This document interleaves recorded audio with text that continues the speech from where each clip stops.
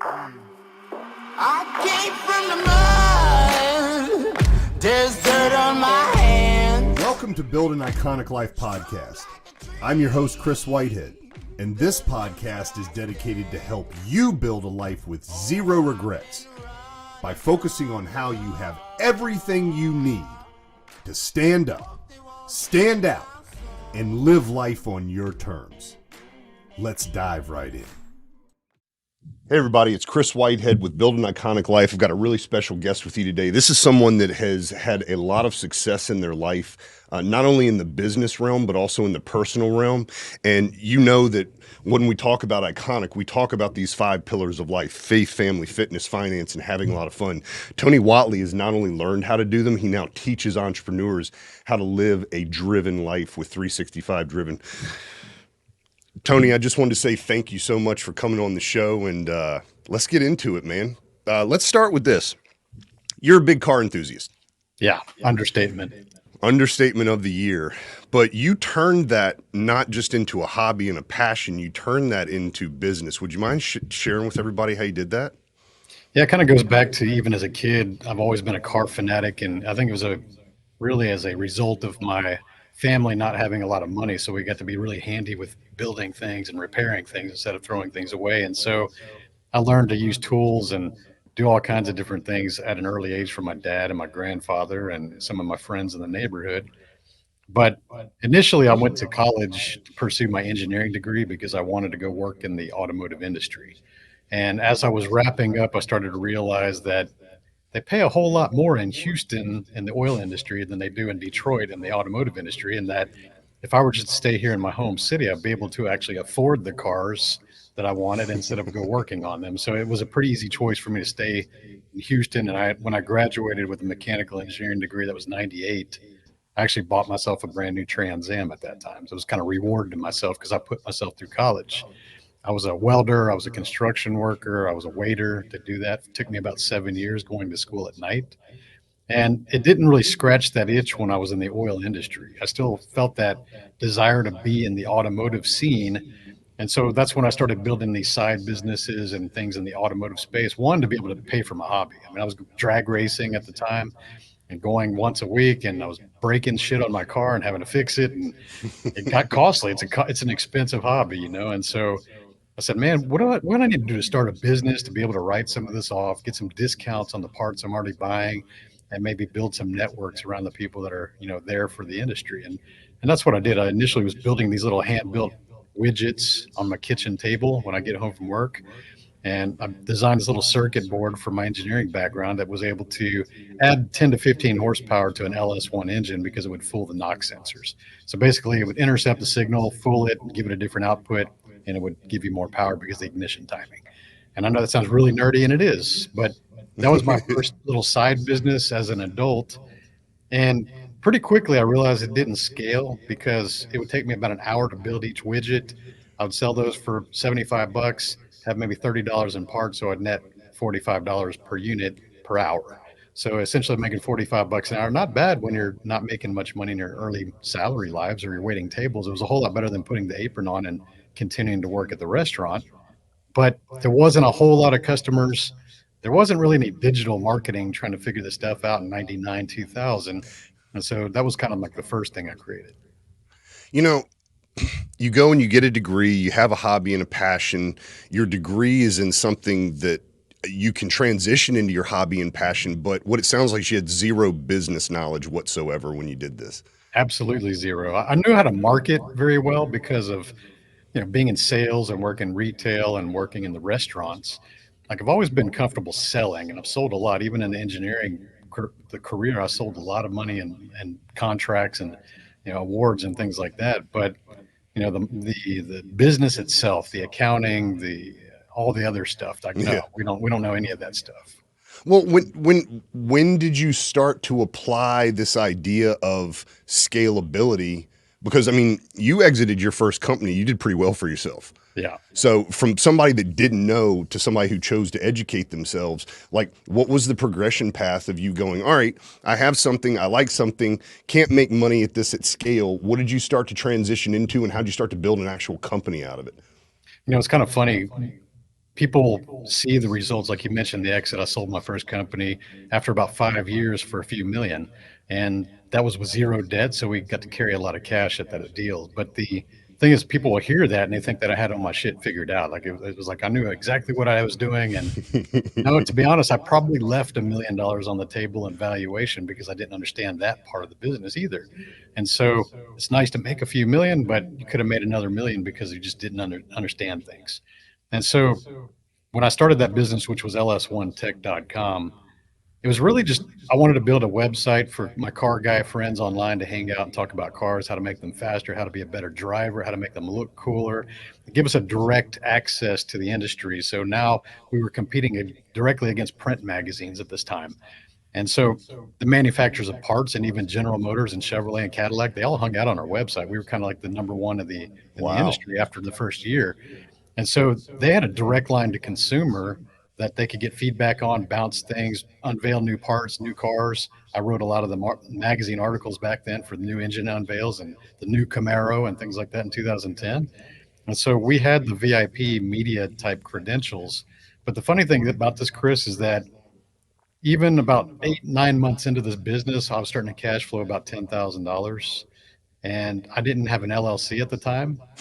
I was still depositing that right into my own bank account, and I didn't understand these kind of business things. And I didn't expect to make $100,000 in the first year on this business. It was like a thing. It was my hobby. I was still Yeah. working full time.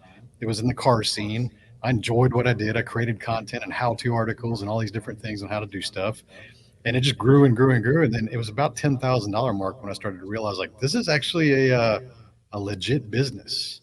I may need to go figure out what an LLC is. I keep hearing about that, and maybe I need a different bank account, or I just you're starting to put these pieces together. And I'm sure that a lot of people listening to this can relate to that because I think the best entrepreneurs are the ones that take the action first without being prepared, and then they learn as they go. Because there's way too many people out there that listen to these podcasts, they watch too many videos, they Yeah. buy all the books, they go spend thousands of dollars to get the selfie with the influencer when they're still wearing their name tag around for the events, right?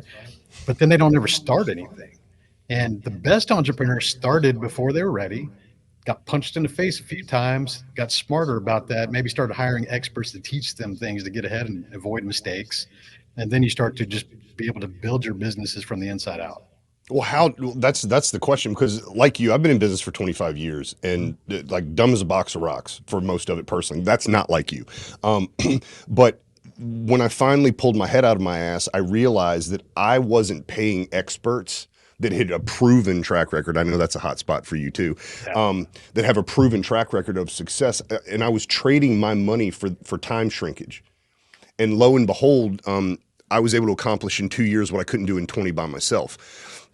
With that being said, I mean, you're talking late 2000, like early 2000s, you realize that you don't know what you don't know. I was back then trying to find somebody to listen to, and all I had were cassette tapes. How did you find the people to actually help you start to understand the business? Because I mean, for somebody to go from zero to selling for multi-millions of dollars in 5 years, that's a fast progression. And there are a couple things, so this is a multi-pronged thing. Number one, kids, listen, Tony had a job. Tony had a passion. Tony brought value to a community that he had already been a part of and networked with, and something that was unique, which is entrepreneurial. He didn't start with his fun idea and then go search out people. He already knew that. And that's number one, big hint. Number two, he actually followed his passion. And number three, he then realizes this is a real business. Where did you go find the people to help you create a real business? The funny thing about it being in an automotive community, and especially looking back, okay, so our primary cars back then were the LS1 engine, the Corvettes, the Firebirds, the Camaro SSs. And these were when they were still brand new. So they were actually, back then, $25,000 to $35,000. Corvettes were around 45,000. So you actually had to have at least a six-figure income to be able to afford those toys. They weren't the fifth-hand owner cars. They were brand new things. So when you have a community that grows to that size, and when I sold the company, there was about 300,000 registered members, to give you an idea of how fast that grew. Heck But even yeah. within the first year, we had about 10,000 members. So when you're in a network of 10,000 people who are earning six figures at least average to be able to afford those things, they have a lot of unique abilities and skills and talents of their own. And so we started to look for people who were very notable in the community, that were very active and contributors to the community, had a good attitude and a good character about them of serving people. And we would just reach out to them one by one. Hey, would you like to be a moderator? We'd try them out. Like, you'd be a moderator of this one forum. You'll handle the exhaust systems. And they'd be like, oh, all right, cool. Like, and then they would get hookups with the free parts and manufacturers and sponsorship deals. So we were funding their hobby. I didn't have to really pay them anything because I got to be a part of something that was growing much faster than they wanted to, understand. And eventually they were getting out their own endorsement deals like we see on YouTube, we see on podcasts, like people get endorsement deals. And so they were writing how-to articles and getting hundreds of thousands of dollars in free parts sometimes, and free superchargers, free sets of wheels, sometimes like big ticket items. And so we started to build this community from just people who were really active and participating and being social inside the community. Some of them were website developers. It took some of that off of my plate. I didn't have to code anymore. I didn't have to do HTML. I didn't have to do graphic design after a while. I didn't have to set up servers and securities and worry about hackers. And I was able to piece these people together from people in the inside. You know, that was probably the biggest thing that I learned by paying. I paid six figures my first year to be a part of a mastermind. And when people that are willing to pay that kind of money get together, number one, they're making money, but they also have just different experiences. And lo and behold, they're a lot different than mine. And I was really, really able to do exactly what you said and it was a huge aha. Oh, put myself in the middle of people that are already succeeding, and guess what shows up? And daggone it, if that whole thing that you're the sum of the five people that you hang around isn't true, I don't know what is. And you're just a living testimony to that. Yes, now, absolutely true. What made you decide to take something that was growing that fast, that hard, and go, it's time to exit? I was never really even a thought in my mind. I really didn't think about selling the company.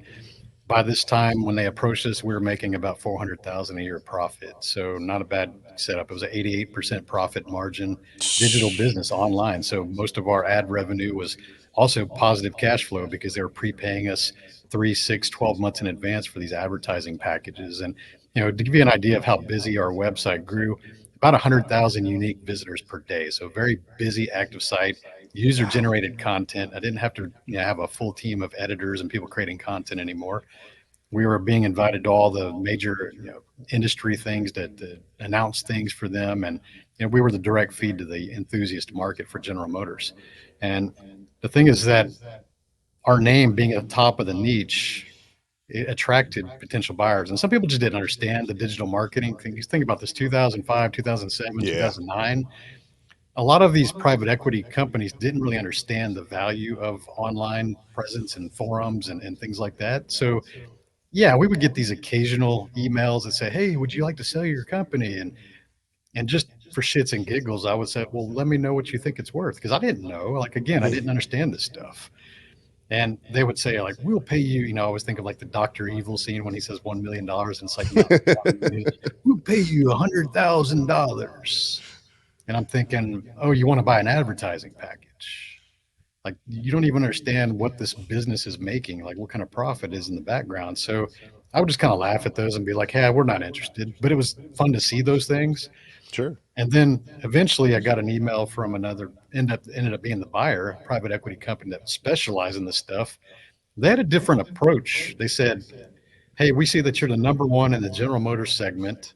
And we just bought these other websites from Audi and, Ford. And I recognize those names because those were my peers just in different brands. And I recognized some of the names and I knew the owners of those. So when I saw one of the websites, I reached out to the owner privately and I said, hey, they kind of dropped the name of your company. Did you sell to them? And he's like, yeah, I did. I actually just closed the deal a couple months ago. And I said, so they're for real, they're legit. And he's like, yeah, you probably should have a conversation with them. And so that's when you start thinking about, well, damn, what's my company worth? I don't know what it's worth. I have no idea. And you do what most business owners do. You kind of go to the buyer and you say, well, just make me an offer. What do you think? And, being digital for them, it was easy. They said, okay, allow us to install our Google Pixel into your server so we can monitor traffic and see how engagement is and see how long people are staying online. We need the data. It's like, okay, cool. That's easy.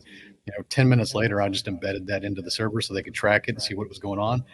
And our initial offer came back and it was 1.8 million. And I was like, holy crap. Like I was thinking the website was probably worth 800 grand. And Okay. at that time I was like, dude, that'll pay off my house. I'll have, a couple cars. Like I have a good job already making by that time, probably about 250,000 a year salary.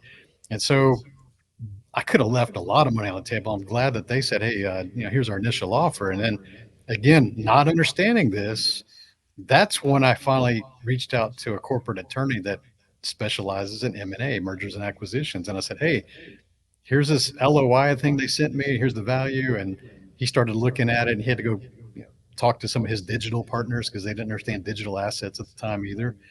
And he came back and he goes, I think that that's their first offer. It's probably the low offer. You should counter. And so we did counter and we got 2.3 out of it. And the thing is that I still think it was worth probably 3.4, 3.5, knowing what I know now.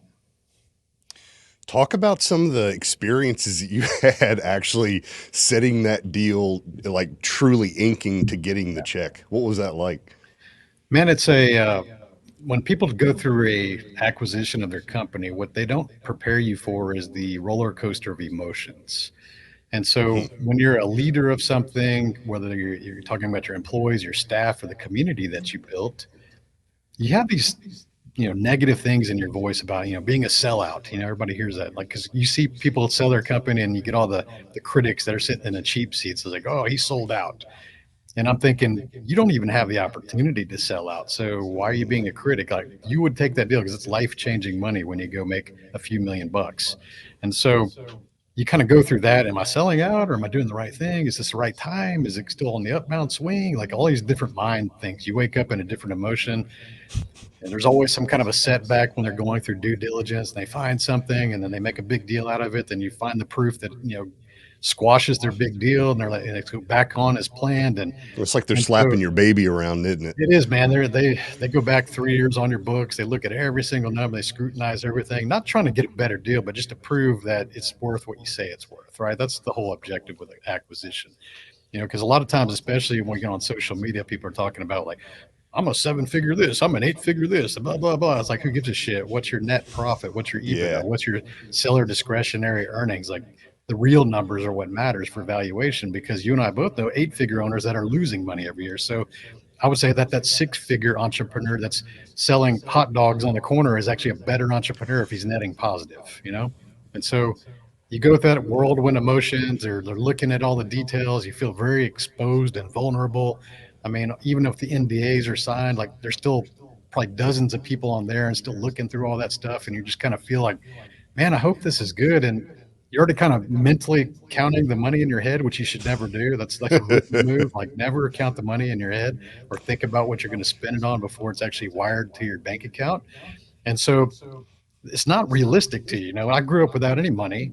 And yeah, I was doing pretty well and I was already a millionaire by then just from cash flowing the business and my career. But you never really think about someone wiring you a few $1,000,000 like in one day. Like you just don't think about that kind of stuff. And so the whole thing just feels really fake. It feels like this isn't real. Like I can't even imagine. This just doesn't seem real. And until you wake up that morning and you go look in, you log into your bank account and you see that the wire hit, then it kind of hits you that this is real, right? And so nowadays I help business owners scale their business and also exit. And I kind of walk them through the whole process. I do the pitch decks for their private equity meetings and, bring them out in the network. And by doing that, I take a little piece of equity and I do a retainer up front to do the foot end of the work. So it's the mental stuff that people don't talk about, that when I'm done with those deals, my clients are like, man, I'm so glad I was just prepared mentally working with you, because everything you said that was going to happen happened, and everything that we avoided, worked out in our favor. It's one of the, I don't know, 2 or 3 years ago, I came up with the tagline, "See you in the trenches." Mm-hmm. And the idea, and you rail against people, the gurus on social media, and I love it because you do it in a tasteful way, but it's also funny. Yeah. Having someone that has actually experienced what they're teaching, they're not making money on what they're teaching. They made their money by doing the thing. And And boy, is it a different conversation when you talk to that person. I'm interested for you. So you have a couple $1,000,000 sitting in your, or $1.5 million sitting in your bank account. You're already making great money. You know, after about $100,000, what you make above that doesn't usually make you happier. And I know that. The bigger you grow, the more pressure there is. What was the emotional state once that, oh my God, the money thing's taken care of in our lives wears off? Where are you then? Are you skyrocketing, or are you having to regroup, recenter, and ask yourself, all right, what is the purpose of this? I would say that early on, maybe the first 6 months, I think you shouldn't like go do something ape shit for the first 6 months to kind of think about it. You should kind of plan. But again, a lot of the belief systems that we carry around money, especially if we grow up middle class or low middle class, we don't know what wealthy do with their money. And we bring in some bullshit belief systems that can affect us once we do have money. That's why most people that win lotteries go broke in a few years. And it kind of mind, a lot of these NFL players, like you see the statistics, I think more than half of them go broke, even though they made $10 million. Like it's ridiculous. And what happens is the money belief systems start to creep in. And I'll give you a good one. I did it myself. I had this belief system for a very long time, and I still see people say this shit on Facebook, and it drives me nuts. When I'm in the car groups and someone maybe comes in and asks about, hey, who's doing the best financing? Who's got the best rates? General question that people would ask. And then you see some clowns that'll be like, well, if you can't pay cash for it, then you can't afford it. And some people probably watching this or listening to this, or that's probably a belief that they carry. It's a belief that I carried. And so me wanting to be the big baller, I went and wrote a check for a brand new Dodge Viper, $100,000 car. I had a few million. I was like, I'll just go buy that car that I've always wanted. It's a dream car. I visualized it, and I did since 96, and it was 2007 and I ended up getting it. But think about the financial mistake that is now looking back. I could have invested that money, $100,000, probably made 8 to 10% conservatively, still been able to afford the car and not having to write a check for it just because I felt like if I couldn't write a check for it, I can't afford it. So that's a broke mindset. If that's something that you still believe in, if you can't pay cash for it, you can't afford it. That is a broke ass mindset, and you learned it from broke ass people. So you got to quit thinking about that kind of stuff that way. And luckily that was the only big thing that I spent stupid money on. I still own that car. I love the car. It has a story behind it, but it's things like that, and spending money thinking it's always going to come back, and just don't do stupid shit. My experience of business is I lived in a dog eat dog world. I started when I was 24 years old. I started in an industry, construction, that I knew. I think I'd helped Dad build a deck. I was a computer science major in college, but like every entrepreneur, I'm like, hey, this sounds like a good idea. Let's do it. I had a lot of painful experiences through that process. I didn't have the results that you had as quickly as you had them.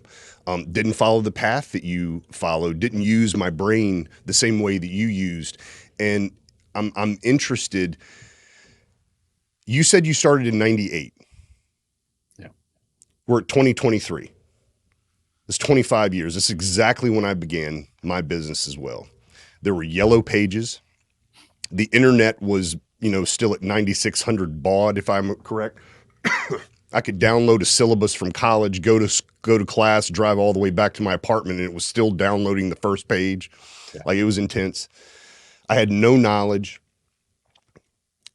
What are some of the mistakes that you made along that pathway that really, really humbled you and allowed you to ask yourself, is this truly what I want to do? Or was it just this beautiful roller coaster ride of everything falling into place?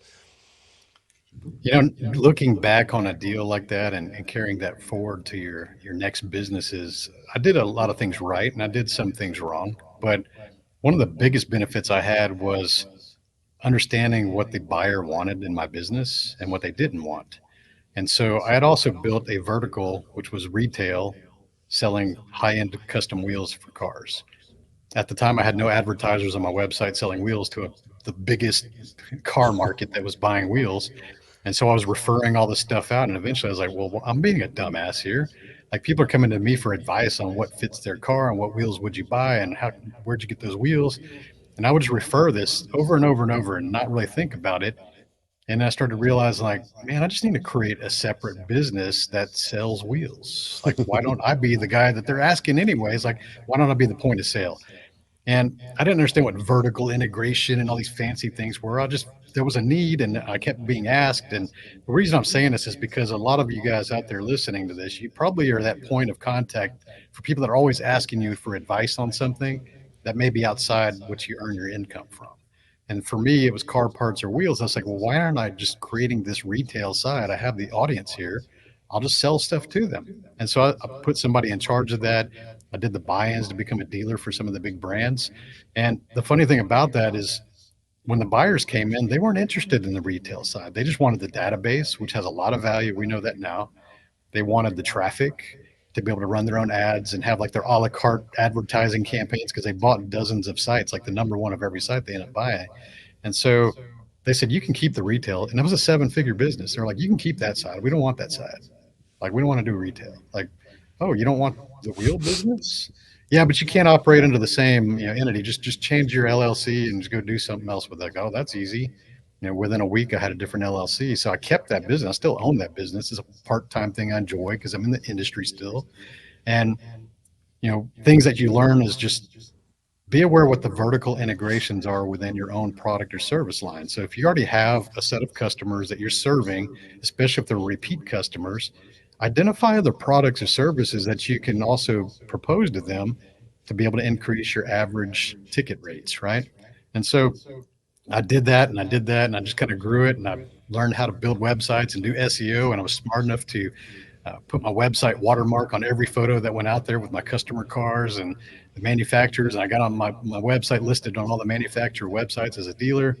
And so after about 3 years of spending money on ads and putting that content out there, Google started to take over and it kind of dominated itself. So nowadays, when people go search that brand name wheel and this specific car, they'll probably see dozens of my customer photos with my watermarks on them that have my website address. So I still have a 7-figure business that's still a side business today that I don't really even have to spend a dime on advertising. And when you're selling stuff like custom wheels, average ticket now $4,000 to $5,000 for one sale. They're paying me in advance. I don't have to spend my own money, and they're paying me in advance. It's cash flow positive. I pay the manufacturer. The manufacturer builds them in 6 to 8 weeks, and then drop ships them directly to the customer. So on that kind of a deal, I probably make between $800 to $1,500 on a set by answering a single email. A smart business, man. One of the guys that I like to listen to for a lot of different reasons, partially about, how he communicates when he's interviewing people, partially because he's probably one of the hottest podcasters, and if not the hottest podcaster on earth. But what really struck me about him is that he's just lived his life and he built business around his life. And it's impressive because what I hear you telling me is I tried to needle in and ask you that you're like, no, dude, like I just kind of did me and kept doing me and then kept getting better. Well, I friggin' love it because what guy on earth doesn't go, yeah, I like cars. I like fast things, whether it's a bike, a plane, a car. I like traveling. I like owning stuff. What I want to know is after you have satisfied those things, all the toys, because my experience is this: we own the house and the cars and all the stuff, and it's not as fun as being in the race, man. No, it's not the same. It's the pursuit of a goal that keeps me waking up every day to become a better version of me. And I want to know, what are you doing now to really define who Tony is?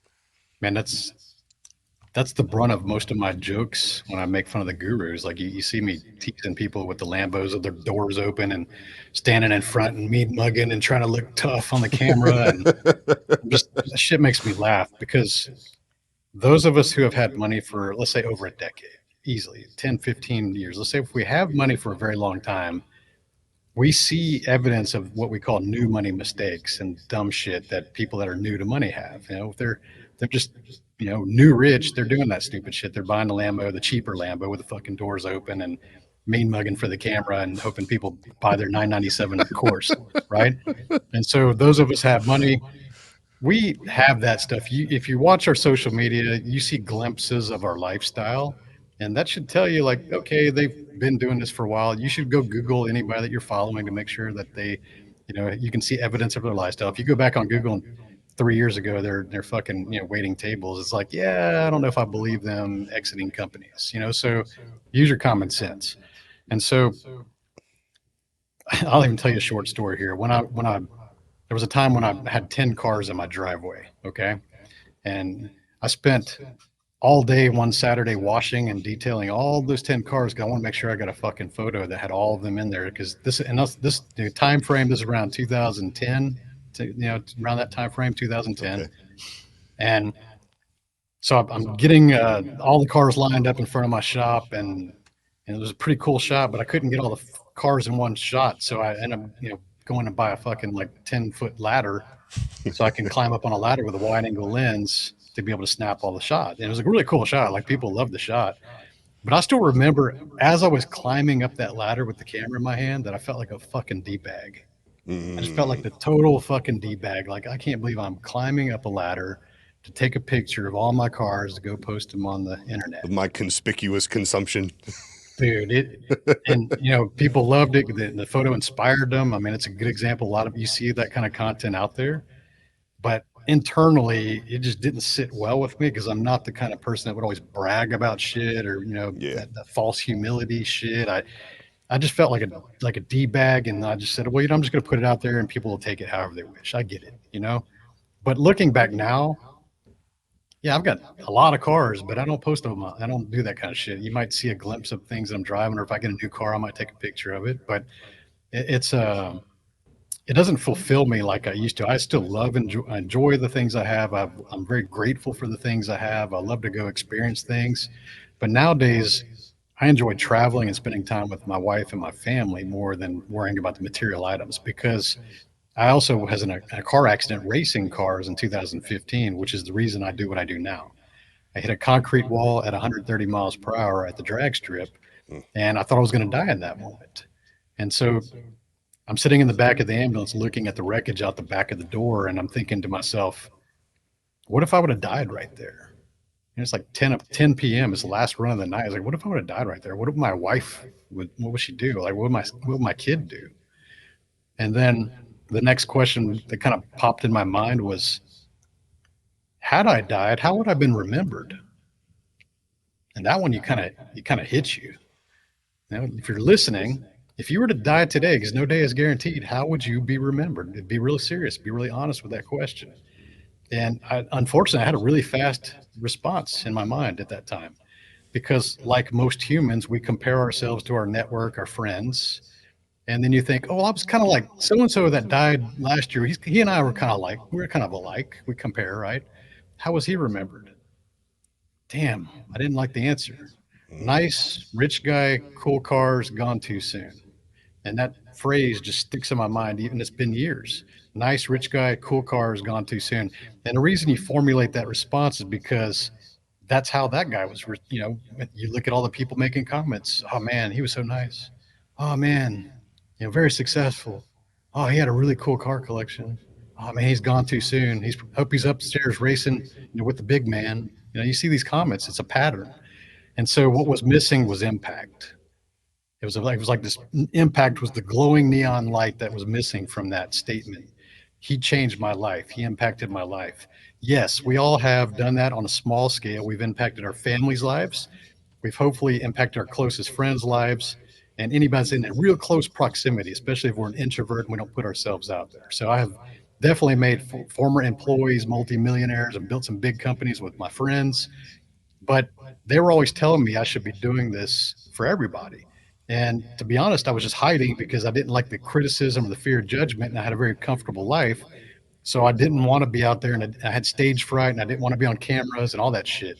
And so after that accident, I realized that I need to go create impact, and everybody has a different way of creating impact.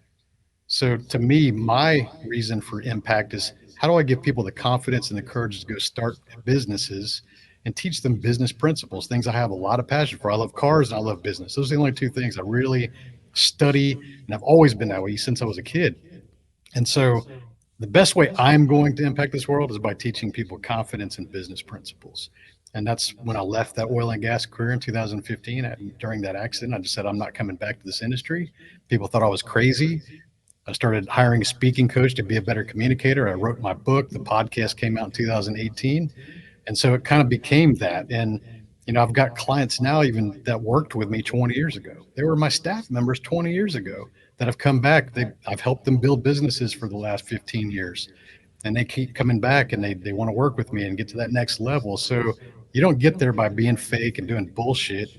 You got to have that character and quit doing shortcut stuff, because we're in this for the long game. I mean, Chris, you and I are the same age. Like, we're in this for the long game. We're not doing shit to try to maximize transactional value and burn people and then make as much money as we can and then exit the scene. That's not who I am. You know, I've had to like educate people. If this were all just about money, the dumbest thing I could have done was own a brick and mortar company and then start another one online, a completely different company where all I'm doing is getting on stage and doing podcasts. Like, I live in a glass house. So yes, I have the opportunity to have like 10x the success because of it. But I also, if I'm not in integrity, have the ability to burn it all down with just one statement. And so what I'm saying is something very similar to you. Like, I've chosen this as a lifestyle. Hell, I wrote a book about it, and literally the foreword is like, entrepreneurship is a jealous mistress. Don't pay attention to her long enough and you'll know her name. And this is something that when people make, and what I'm trying to do is encourage people to be a leader. Don't go after the money, because chasing the money, it's like sand in your hand. It can fall through there. And even if you do get it, the result of the result isn't always what you want it to be. And wouldn't that be horrible to do that for 15 or 20 years to realize it's never even what you wanted to do? How about you find something called purpose? Yeah. Because when you say impact, I just keep hearing purpose, Same thing. purpose. Yeah. I use that. And it's beautiful to me, because even when I met you, it was like there were three people in there. There were more than three people in the room, but there were three people in the room, and I could sense the energy immediately. Like, I'm going to get to know that guy. I'm going to get to know that guy. I'm going to get to know that gal. Because there is a deeper seated purpose behind what you're doing.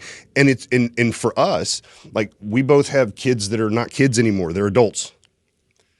They're the next round of leaders. And I'm constantly thinking, and Robin's constantly reminding me, what are you showing them?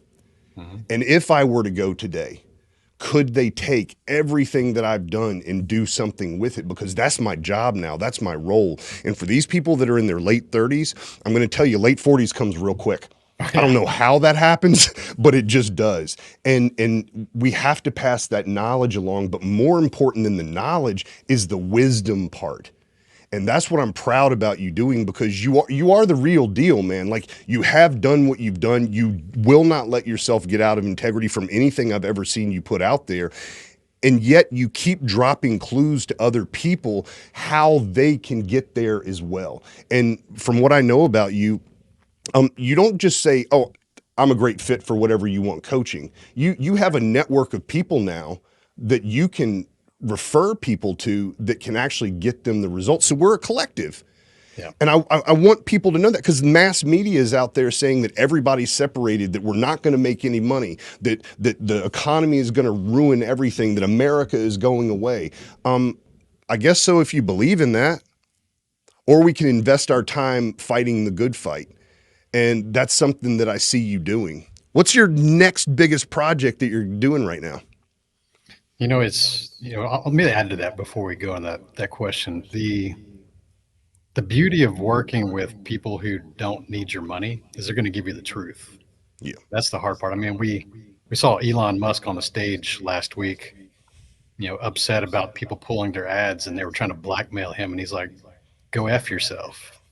That's somebody that doesn't really need their money, and he's living on principle. And so when we see people doing fake stuff on social media that I love to call out, even some of the people that we would consider our peers, Chris, are doing some bullshit out there, buying fake followers, fake engagement, fake podcast downloads now. Are you kidding me? Like, that's how you rank your shows, like fake listeners? Like, why would that even matter? Like, I want real people to listen to my show. And so I'm okay calling people out like that without using their names, because there's two reasons. I want those people to feel fucking pain and feel uncomfortable around me. I want them to feel like I am judging them, because I am. And if they feel uncomfortable enough around me because I'm being truthful and living in integrity, they're going to move themselves away. They're going to block me. They're going to, not go to the events or not invite me to their events. Like, that's all fucking good, because I don't want to be around people like that. And so, and then also, I'm doing this to educate the consumers, the listeners here, to be able to identify when people are doing stupid shit, fraud shit, and faking shit, because you should be a little bit smarter with your money. And I don't need your money. We talk about clients, Chris. You and I both are in that position. We can choose who we want to work with. And that's the best way you're going to get the truth. Otherwise, you're going to get the people that are coaching you. They're just going to tell you everything you need to hear. And, you're not going to get the result that you really want. So, what am I doing next? Man, I have no idea, dude. I think every 10 years is kind of like a different purpose. We use that word. I think that some people hear that word and they're probably thinking that their kids are their purpose. And I disagree with that. I've always disagreed with my kid being my purpose. I think my kid is my duty. As a parent, it is my duty to do those kind of things. I think people create purposes that are purposely too small because they feel like that gives them I can just do this and say, like, oh, my kids and my family are the thing that matter. Like, no, you have to go live by example. You have to do more than that. All that other stuff is your purpose. Like, that's your duty. Like, you're supposed to go do that no matter what. Your kids are watching you. What are they watching? You talked about that. Are you sitting on the couch and you're getting fat and you're getting man boobs and you're making a bunch of excuses and you complaining about your job and your situation? Then that's what your kids are going to learn to do when they're adults too, man. You're programming them right now. So your purpose needs to be bigger than you. It needs to be bigger than your family. And you need to start hanging around with people that have these big goals and bigger purposes, because they're going to go, oh, come on, man, you can do better than that. Like, you're going to think a little bit bigger than this, right? And so I think the next big thing for me, I have no idea, dude. I just travel. I try to build companies that fit my lifestyle. There's a lot of different ways to make money, but I won't cave on my freedom, because I understand time is more valuable nowadays than chasing dollars. Making money to me has always been easy. And so I want to go be able to travel the world, work wherever I want to, work with whoever I want to, and just enjoy the rest of my life by encouraging other people to do the same. I had a very similar experience of you hitting the wall. And at the beginning of COVID, in 2009, I shut my business down and moved to New Hampshire, about 1,000 miles away. I was living in Virginia, and I didn't know I'd been a business owner for 11 years and never saw it going away. And my identity was tied into that business in such a huge way. And I shut it down, and I never, like, after 10 years of owning a business, you're like, we'll always figure stuff out. Yeah.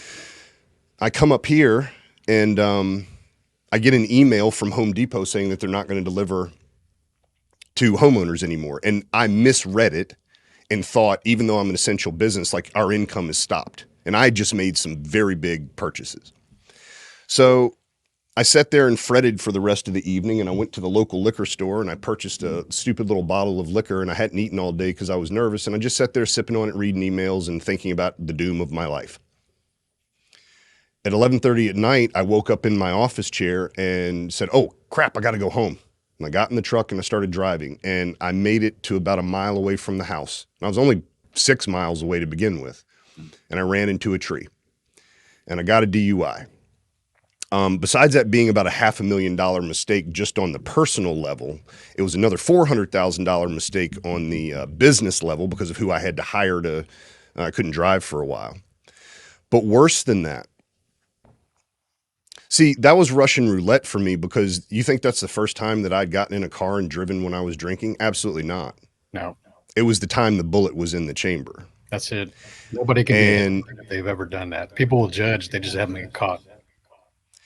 And the worst part was when I sobered up the next day and we had a family conversation, my daughter was sitting there crying, just looking at me going, I don't know why you do this to yourself. I just want you here. Bro,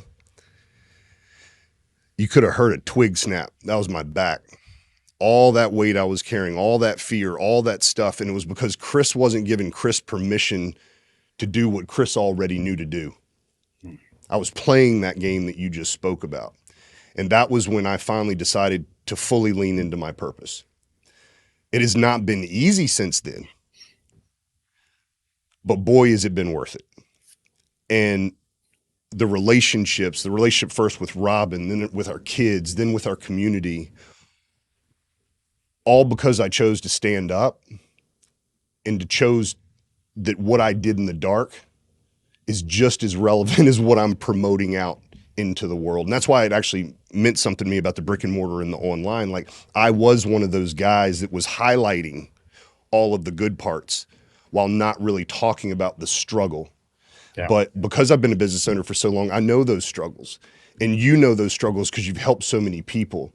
And the cool thing is that business is not hard. It's really not. It's got very simplistic rules and we can help them.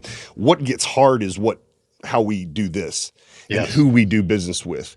And you've not only overcome that, you've now helped dozens and dozens of people do it. And the most beautiful part, dude, I'm telling you, last year there were 12 people that wanted to pay me to work with me. And just something in my gut said, just for whatever reason, don't accept money from them, help them anyway. And within a month, they weren't calling anymore, right? And I'm grateful not to have to work with people for money, because now I can work with people that I can actually help, and it gives me time to afford to hang out with people that I esteem like you. And I know you don't know what's next, but this idea of traveling, how many trips do you think you take a year with your wife? Oh man. With your really wife, not wife. networking. Yeah, it's really my wife's love of travel. And that's another mindset thing I brought into my early adulthood when we met. We've been together 21 years. And she grew up in a household where her dad was a Air Force military, and then he went into working with United. So he was always getting the free buddy passes for the family. So she grew up in a culture of always being able to fly. I grew up in a household where airplanes were a waste of money and that only rich people can afford to do that. And so my family would occasionally take a summer road trip somewhere because we couldn't afford to fly anywhere. That was my life. And so I grew up thinking that travel was a waste of money and airplanes were a waste of money. And that's a really strong belief system to carry. And unfortunately, I think that majority of the United States, people that are actually from America, carry that belief system, especially middle class. And so she broke me of that, and I started to experience other pieces of the world and understand the cultures. And as patriotic as I am, and I know that this is the best country in the world, we don't get everything right, man. No. And I've worked in France, I've worked in England, I've worked in Africa, I've worked in Italy, and I got to stay there for extended months at a time, and use the public transportation and eat there and shop for groceries and do all the things like a normal person. And we don't do everything right. We think we do, but until you start to go out into the world and see these cultures, and especially the vast amount of history out there that we don't have here, and understand human evolution, and that problems that people had thousands of years ago were the exact same problems we have today, and that there are solutions to every problem. Yeah, and you're actually walking on the same roads they You're walked walking on. on it. You're going to like I'll be in the Colosseum next week in Rome, so it's like just amazing things that you don't ever get to experience. Most people don't leave their state. It's crazy to hear that stat. And they think that it's a waste of money, and that's stupid. They don't need to do that, but you should. I think everybody should. And if it makes you uncomfortable to do that, that's even more reason to go. You talked about pursuing purpose, Chris. You said it wasn't easy. Dude, it's going to be the hardest thing you ever do. Pursuing your purpose is intended to be the hardest thing you'll ever do. And that's why you don't fucking do it. And that's why very few people do it. And I don't want it to be easy. It actually should be hard, because the easy shit's what you're doing now. It's what you're tolerating right now is the easy shit. The job that you have, it's probably easy for you. You're probably pretty good at it. The salary that you're making, probably okay making that. Pretty easy. It's expected. You understand what's coming. Dude, there's a lot more opportunity out there. And so what's big for me would just be impact more people. That's me. It's just, how do I create more impact by fulfilling my purpose? It sounds like wishy-washy, sounds woo-woo, but that's who I am. I'm here to maximize my time that's remaining, which is not guaranteed. It could be today, it could be tomorrow, but that's what I'm doing. Yeah, but it's also who you bring into your life. Yeah. Robin and I. So Robin does live radio now in town. She's now doing 3 podcasts, so a little bit more aggressive than me. But you should have seen her 3 years ago. You couldn't have, and she speaks on stage with me now. I try to like back off and she lets me get just far enough away and she goes, nope, stop. That's as far as you get to go. But the point is she's doing it. Well, let me tell you this. Last night we get in a hot tub at home and we're talking about impacting people while we're sitting in a hot tub. That's it. And dude, the ideas are just flowing. Some are good, some are bad. Who gives a shit? But look at what we're talking about. We're not talking about the news. We're not talking about a downward economy. We're not down in the mouth. We're talking about opportunity. And the whole time we're getting closer and closer and closer for a singularity of purpose. I love it. Now, how she goes about it's going to be different than me. How I go about it is going to be I promise you it'll be the Chris Whitehead way. But together, we've chosen to do something. And the reason that touches my heart so much is I grew up very, very similar to you. I also grew up like my parents got divorced when I was 2. So I didn't know a lot of stability. And I certainly didn't know marriages could have like beneficial relationships over time. To be able to build something inside of my purpose to influence somebody enough to give themselves an opportunity to then go do it their way for this idea that you're talking about, because boy, does it hit home. I couldn't afford to go on vacation. I'm a business owner.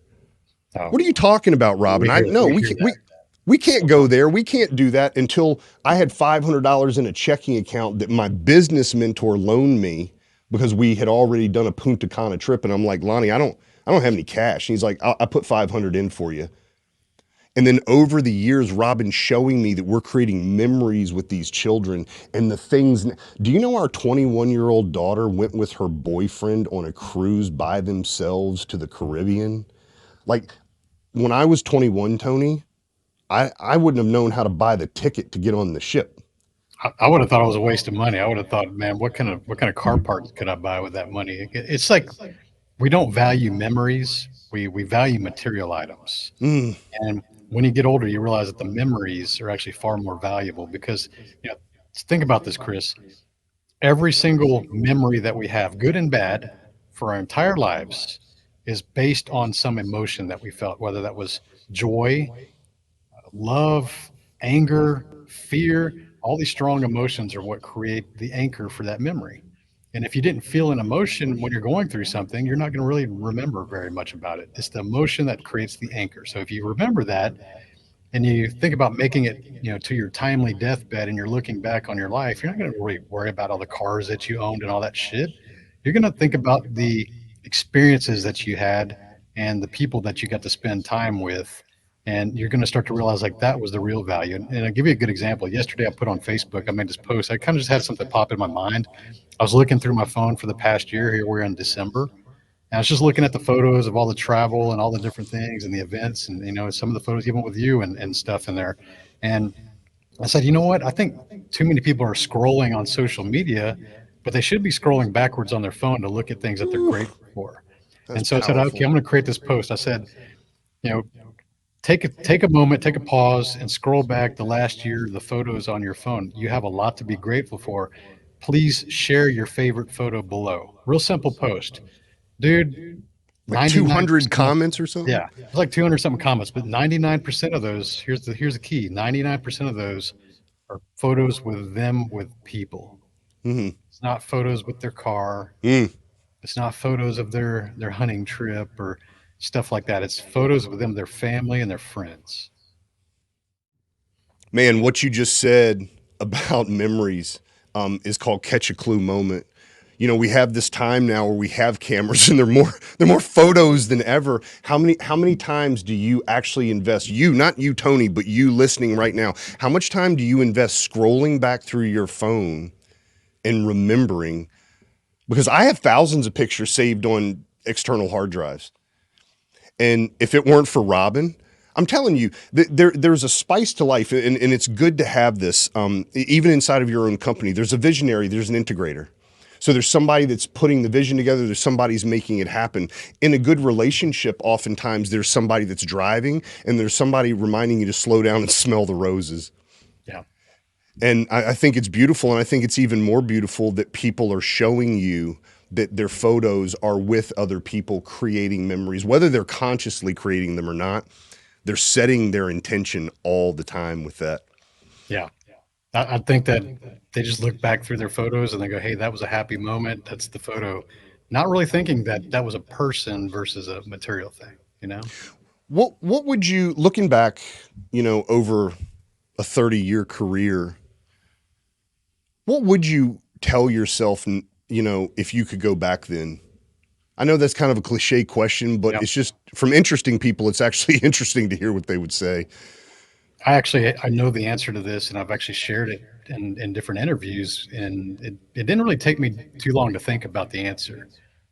I'm an introvert, so what that means is I don't really get a lot of energy being around a lot of people. I'm good at acting as an extrovert when I need to. I've adapted to be social skills, but I get in my energy from being alone and solo and being Mhm. plugged in and doing something. I could think you're the same way. I am. And so I wish, knowing now after, in my mid 40s, going to Toastmasters and learning public speaking and hiring speaking coaches and making myself really uncomfortable and doing videos every single day for a year to try to get the reps. I realized that the value of that skill set would have been far more beneficial. As successful that I have been, had I learned that at 18 instead of 44, I look back and think, man, what kind of trajectory and confidence and opportunities in my life could I have achieved had I become a more effective communicator, verbally and written, understanding copywriting skills, just communication.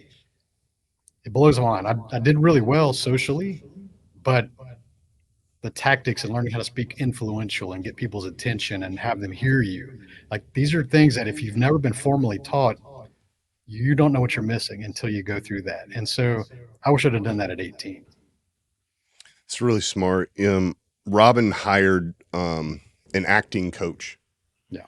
This she helps a lot of people with TEDx talks and actually like people that make money as actors. Mm-hmm. And what's really, really funny about her style of coaching, and this woman has truly helped like superstars. They're talking about energy. They're talking about self-awareness. They're talking about grounding in your own emotions. Just things that are not what you would think that they are. And they have a lot to do with you bringing this energy into you and then letting it expand outward. Unlike you, I was pushed in the direction of being an extrovert. So I thought I was for a lot of years until I was like in my late 20s. And I realized actually the way that I get re-energized is leave me the hell alone. That's like it. literally leave me the hell alone. I don't want to hear a voice. I only want to focus on maybe one thing. And I'm probably not even focusing on that one thing. I'm just going deep inside of my own head and just letting the guy in the cave just chill out. And then I started to realize that I could expand when I was around other people because of what I'd been taught. So I agree with you 100%. And to watch Robin go through it, she's an extrovert. Her bubble is expanding even faster. So they have an edge on us, man. They do. But it's very, very true. Like, so what I hear you saying is I wished I'd have given myself permission to lean into something that maybe wasn't a strength at the time, because you see how important it is, especially today. Yeah. When we think about this, we go watch some public speakers, we hear our favorite podcasts, we look at television shows or movie dialogue, and we think, oh, they must be so talented. They're so talented. Listen to them. They sound so talented. And that was the bullshit belief that I carried for a very long time in my life, too. And what you realize is that it's not really talent, it's skill and repetition. It's just skill. You learn it. It's just like learning a new language. Public speaking on a big stage is just like a new skill. Like if you want to go learn Cantonese, you have to go hire someone, teach you, practice, get more confident. And then you really can't wait to show off that skill once you've earned it, right? So you need to start thinking about communication, whether that's written or speaking or video editing or however you want to use your communication. All these are learnable skills that no matter how bad you think you are, which I was pretty bad, learning how to do that from people that have the experience that can expedite your results, that can show you your blind spots, give you that self-awareness that you mentioned and how to improve, and also reinforce the things that you're already doing well, because we all do certain things well, Sure. but vocal inflections, speed control, pitch, all these different things we use with our voice, we can actually take that 80% nonverbal communication, which most of us have, and add that missing 20%, that's the verbal side. my experience of you is you're one of the most approachable, successful people that I've met. Just who you are, right? And I know that a lot of people don't give themselves the opportunity, this is just down the thread of what we're talking about. They don't give themselves the opportunity to go hang out with people that are more successful than them, usually because of ego. Mhm. I've felt it. It's weird because I usually don't feel that around people. But when I started getting around like big influencers, like immediately I was like, whoa. And then I coached thousands of people. And I was like, some of these guys are making 30, $40 million a year. I've never done that. What am I going to coach them? I found there weren't really business problems. They're just people problems. And that's right. something I can coach on. And I want to know, what level of encouragement do you have for that person that maybe they've already started their business, maybe they have some success, but they're starting to see that it's a big circle, like they can't get to that next level. What advice would you give them when it comes to networking? Because I see very distinct categories. I see people try to do it local and sometimes not do it very well at all. Yeah. And then I see people do it by travel. That doesn't always work. What would you say? I think it goes back to the level of conversations that you want to have too. Like you talk about local, let's talk about Chamber of Commerce, small business owners. I would always get invited to go do those things. My wife's in real estate, so we would go to attend those. And man, it was such low level, just, hey, how about the Houston Texans this week? And, hey, what are your kids doing this weekend? Which soccer game? Like very low level conversations, small talk, right? A lot of handshaking, credit card trading. I'm not credit card, business card Business trading. card. And just, you're like, okay, that's all this is. Like, it's like a drunk fest happy hour that's labeled as networking. And after a couple of those meetings, we're like, there's nothing here for me. Like, these people are not my clients. They're not having the level of conversations I want to have. And so for most people, like you talked about, you invested $100,000 to go join a mastermind. I've done the same thing. I mean, I joined Ed Milet and Andy Frizella's Arte Syndicate when they had the high level one. And that was about $100,000 investment when you incorporate all the travel and the different Yep. events. And so people hear that and they go, holy shit, like you spent $100,000 in 1 year to go hang out with people? Dude, I've made 10 times that investment by being in the right room with those people that had the bigger conversation. So if you want to be around those people, sometimes it costs you money, but you got to think of things as an investment instead of an expense. Too many people are afraid of spending money. And I'm not saying to go spend $100,000 if you don't have it, Right. but maybe that room that you can get into right now is $10,000. And it should feel like a little bit of pain. Let's be real, Chris. Like if you can easily afford 10,000, it's probably too cheap of a room for you to go get into. Maybe you need to go find one that can spend 50,000 and be around those people, because that's two different categories of people, different thoughts, different levels of networking, different levels of action and results. Whew. You start spending more, you get into bigger rooms of people that have accomplished bigger things, and things happen a lot faster. You notice that highly successful people have a decision and they go fucking do it. They don't Right. wait around and let me regroup and let's just have another meeting next week about the meeting we had today. That kind of shit. They get on the plane that day and they go make shit happen. I mean, you watch these biographies and these movies of very successful people, and the one thing that they all had in common is when they had that idea, they got their ass in the plane and they went and made it happen. You know, we're getting into land development up here in a pretty big way. And met a gentleman. We're going to be doing about $1 million worth of work on his house over the next year. But he comes from out Midwest where they built a $5 billion executive park. And he found me because of what I've done on social media, but I got an email from him, right?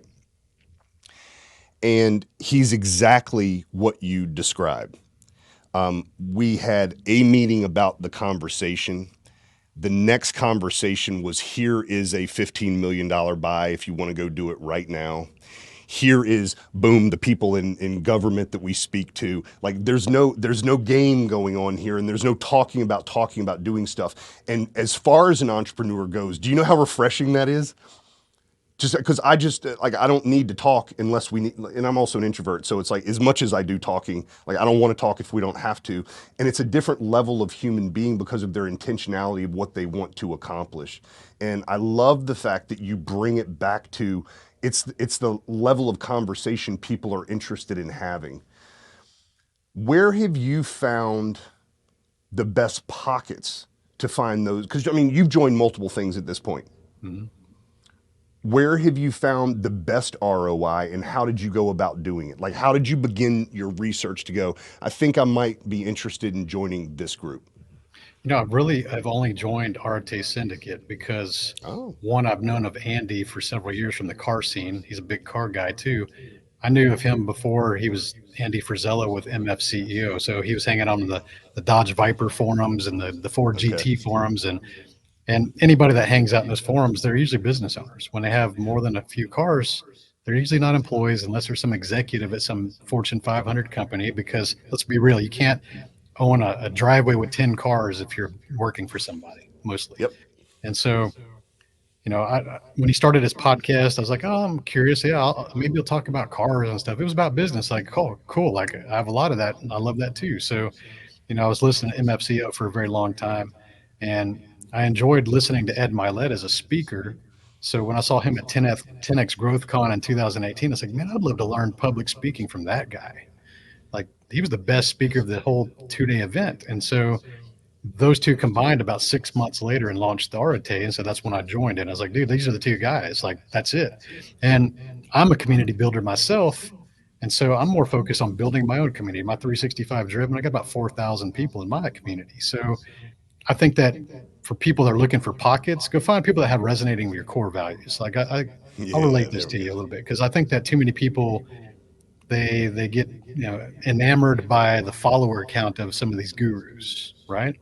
And so they think, oh, X so-and-so's got more followers, so I should go join his group. And that's the stupid person logic. Let's be real. That's kind of stupid logic. It's marketing. It's working in their favor. But understand this, and I compare myself just like most people do. We don't like to admit it, but we do, right? Somebody may have more followers than you, but you should always ask yourself, are those followers the people that I want to hang out with? Because somebody might have 1 million followers, but it may be a bunch of dirt bags that I don't want to hang out with anybody. So that might as well be a zero to me. So find the people that have the audience, the people that you actually genuinely want to hang out with, that you want as a part of your life, and go join their groups. So don't look at the follower counts. Man, did you nail it? Core values. Yeah.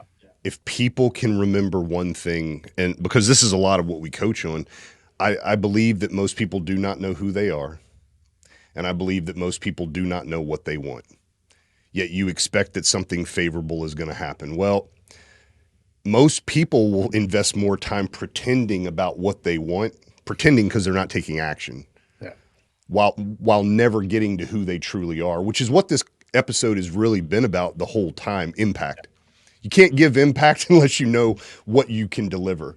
And also, you're going to attract to you who you are.